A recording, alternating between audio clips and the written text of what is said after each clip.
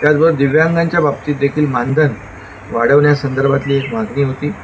तर येणाऱ्या अर्थसंकल्पामध्ये देखील आता अधिवेशन जे होणार आहे पावसाळी, त्यामध्ये देखील त्या बाबतीत नक्की निर्णय होईल. आणि इतर जे काही प्रश्न आहेत या प्रश्नांना देखील सरकार सकारात्मकतेने निर्णय घेईल. त्याचबरोबर दिव्यांगांच्या बाबतीत देखील मानधन वाढवण्यासंदर्भातली एक मागणी होती.